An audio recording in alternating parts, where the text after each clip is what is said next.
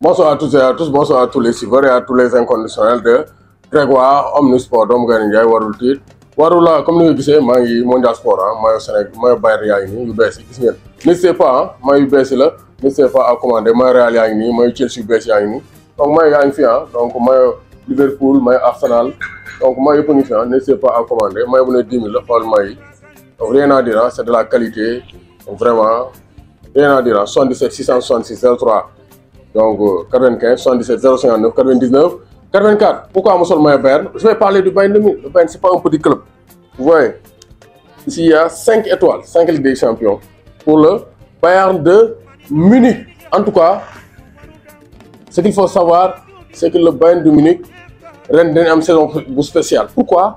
Parce que durant ces dernières années, le Bayern avait un grand buteur, Robert Lewandowski. Lewandowski le tout.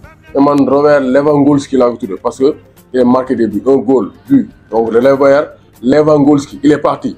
Il va laisser un grand vide. Vide bobu nak kan moko wara remplir, c'est Sadio Mané. Parce que tout le monde a mis au défi Sadio Mané. Ce soit Kimi Noko. Il ne pense pas que Sadio Mané peut marquer 40-50 buts par saison. Rummenigge génn na ne mais Mathys de Ligt ak Sadio Mané, ce ne sont pas des joueurs de classe mondiale. C'est xalaat lañ wax. Maintenant c'est à Sadio Mané de prouver le contraire.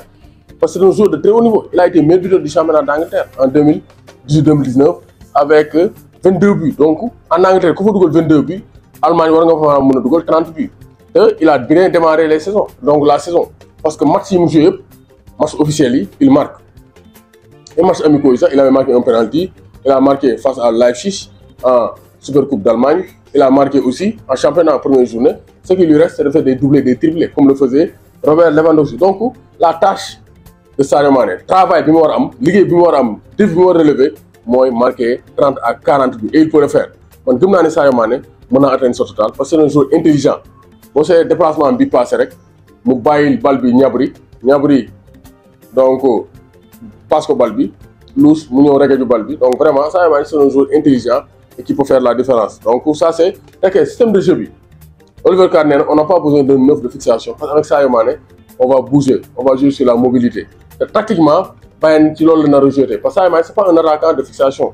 Un neuf comme Alan, comme Lewandowski, comme Suarez, qui va fixer la défense. Non, c'est un joueur qui va dézonner. Vous voyez, le but de Bayern, comme Moussiala, deuxième but de but, mais ça a mondial balbi. De la du milieu le côté race ñeu jox Müller Tadjal qui dit Moussiala mo lal balbi. Donc c'est un trio, c'est un quatuor qui risque de faire mal. Moussiala, le jeune allemand d'origine anglaise, Serge Gnabry, l'international allemand d'origine ivoirienne, et Thomas Müller, donc l'expérimenté, le maître à jouer de cette équipe du Bayern de Munich. Donc Sadio Mané m'a complété le quatuor. Parce que Müller m'a taxaw ci ginaaw, Sadio Mané, Moussiala, Gnabry. Ils vont bouger. Il y aura la mobilité, le dynamisme, les mouvements.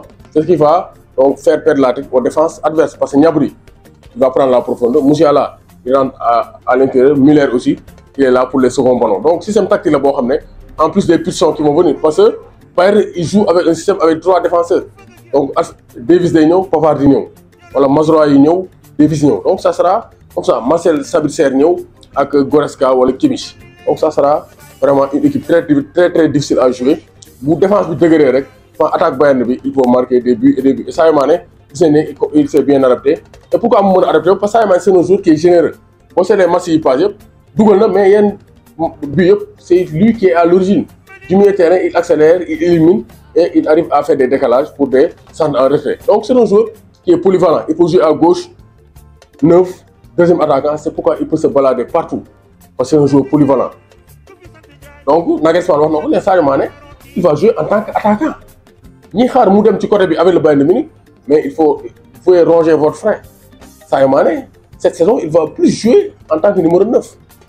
Parce que Musiala mu nga fa, Leroy Sané mu nga fa, Coman mu nga fa, te ñoom ci aile la ñuy jouer. Sadio Mané, il va plus jouer en attaque et je pense que il va confirmer. Pour le match prochain, ça sera face à Wolfsburg et je pense que Sadio Mané va encore marquer. Li ma koy ñaan moom muy doubler di tripler bañ a baale.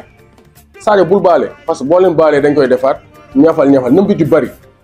D'ici décembre wala d'ici octobre avant nga dem coupe du monde mën ngaa dugal 10 wala 12 buts jël avance. Xam ne boo ñëwaatee coupe du monde nga enchaîné dugal 12 14 buts nga am ay 24 25 26 27 buts. Tu peux le faire, tu peux être meilleur buteur de la Bundesliga parce que pour la course pour le Ballon d'Or 2023 tout est ouvert. Si Sadio Mané marque beaucoup de buts et gagne des titres avec le Bayern de Munich, il peut devenir le deuxième Africain à avoir gagné le Ballon d'Or France donc depuis George Weah en 1995, le président libérien. Donc Sadio Mané, tactiquement, il est à l'aise et sa mobilité, sa technique et son expérience lui permettent vraiment donc, de s'épanouir du côté de la Bavière, Servus Munich et donc Dankeschön, allez zusammen. C'est en télé, 8000 chaînes à 39 500 l'année.